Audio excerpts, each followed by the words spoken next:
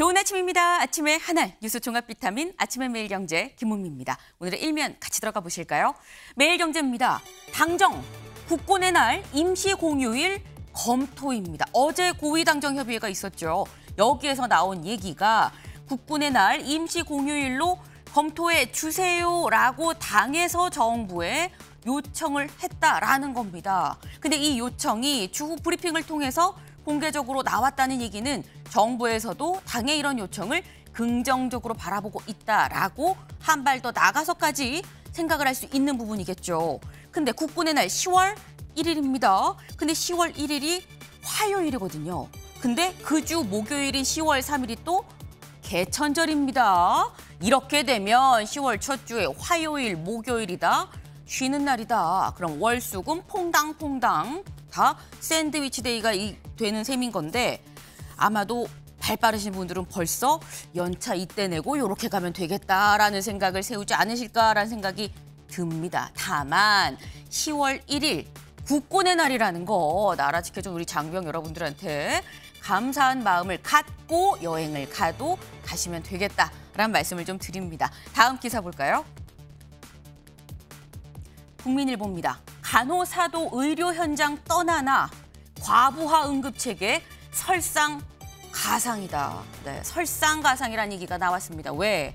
보건의료노조에서도 오는 29일부터 총파업에 들어가겠다라고 얘기를 했습니다. 보건노조가 이제 간호사, 의료기사 등등등 이제 포함된 노조인 건데 지금 현재 전공의가 파업 중인 거죠. 여기에 더해서 이 간호사, 의료기사 등을 포함한 보건노조까지 총파업에 29일부터 들어간다는 거 언제까지 하느냐?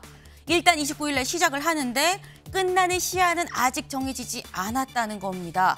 교섭이 성사될 때까지는 일단 계속 파업을 한다고 봐야 된다라는 건데 사실 전공의 파업 공백을 다 이 보건노조, 간호사, 의료기사 등등이 다 채워주고 계셨었죠. 그러다 보니까 더 이상은 몸도 마음도 너무 힘들다라는 얘기가 지금 나오고 있습니다. 흘려들을 수가 없는 얘기네요. 다음 기사 보겠습니다. 한국일보입니다. 세수펑크의 비투 영끌까지 나라 가계빚 3,000조 넘었답니다. 나라 빚에 가계빚까지 하니까 이게 3,000억도 아니고요. 조입니다. 조. 여길 좀 볼까요? 국가채무, 가계신용 잔액 추이입니다. 여기 보면 2024년 1분기, 2분기, 4분기, 2024년 1, 2분기가 쭉 나와 있는데 요 밑에는 나라 빚이고요. 빨간색은 가계빚입니다. 근데 두 쪽 다 나라 빚도 조금씩, 가계빚도 조금씩 오르다가 여기는 조금 더 올랐어요. 그래서 총합이 결국 3,000조가 넘었다라는 겁니다. 네, 저희가 지난주에 한은이 금리를 동결했다라고 말씀드렸었죠. 그때 한은에서 얘기했었던 게 집값이 더 뛸까 봐 금리를 바로 내릴 수가 없었다라고 얘기를 했었는데 이런 걸 보면 요런 배경이 또 뒤에 있다라는 생각이 드네요. 다음 기사 볼까요? 경향입니다. 시금치가 3만 원? 추석 벌써 겁난다. 이게 무슨 얘기야? 시금치가 한 상자에 3만 원이냐? 아닙니다. 한 단, 요만한 거 한 단에 3만 원이다라는 거예요. 네, 이게 대체 무슨 얘기냐 싶은데 지금 여길 좀 같이 볼까요? 네, 여기 농산물팀장 사흘 전 가락시장에서 시금치 경매가가 4kg 한 상자 10단입니다. 10단들은 4kg 한 상자에 31만 원이었다라는 겁니다. 10단이 31만 원이니까 한 단에 3만 1,000원 꼴이라 아예 손도 못 대고 돌아왔다.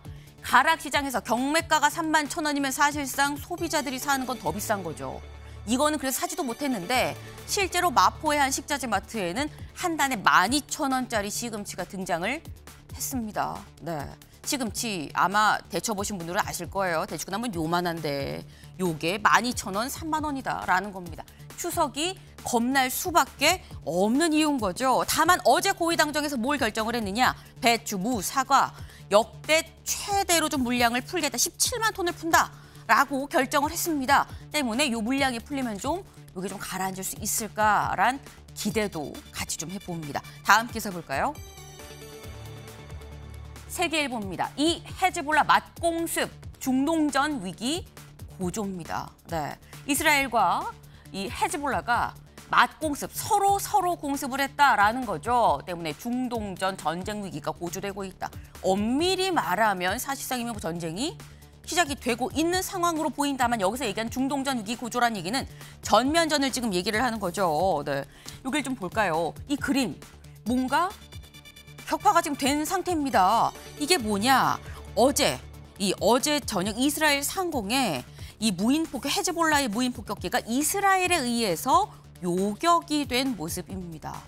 이스라엘이 어제 새벽에 헤즈볼라가 곧 공격할 것 같다라는 움직임을 포착하고 먼저 선제 타격에 나섰습니다. 여기에 대해서 헤즈볼라도 또 보복 공격을 했고요. 이러다 보니까 여기서 더해서 헤즈볼라 말고 헤즈볼라랑 친한 이란소도 또 보복을 예고하고 있다. 확전 가능성이 있다라는 거죠. 미국은 이스라엘이랑 긴밀히 소통을 하고 있는 중이라고 하는데 계속 소통을 하는데 소통이 잘 안 되는 건지 계속 전쟁은 진행 중이다라는 말씀을 드릴 수밖에 없네요. 다음 기사 볼까요? 동아일보입니다. 텔레그램 창업자 프랑스에서 체포가 됐습니다. 범죄의 악용 방치 혐의다. 텔레그램이 범죄에 악용되고 있는데 이걸 방치한 혐의로 여기에 보이는 바로 여기 이 텔레그램의 이 창업자 겸 최고경의 CEO라고 얘기를 하죠. 파벨 드로프입니다. 네. 지금 이 사진에 파벨 드로프가 텔레그램 창시자인데 프랑스에서 전용기에서 내리기가 무섭게 바로 체포가 됐다라는 거예요. 네, 사실 요즘 카카오톡은 기본이고 텔레그램 보안이 좋다 그래서 굉장히 많이들 쓰실 텐데 보안 때문에 또 범죄에 너무 많이 악용되더라라는 겁니다. 이거 방치한 혐의로 체포가 됐다. 네, 라는 건데 이 얘기도 저희가 아마 오늘 대담 중에 살짝 나오지 않을까 싶네요. 다음 사진 기사 볼까요? 네. 이게 뭐야 싶은데 여길 보면 축의금 키오스크라고 적혀 있습니다. 아마 주말에 결혼식장 가신 분들 중에는 이 기계 보신 분도 있지 않을까 싶어요. 축의금을 내는 키오스크 기계라는 거죠. 네. 지금 요게 사실 축의금을 받는 일은 돈이기 때문에 믿는 사람한테 맡겨야 됩니다.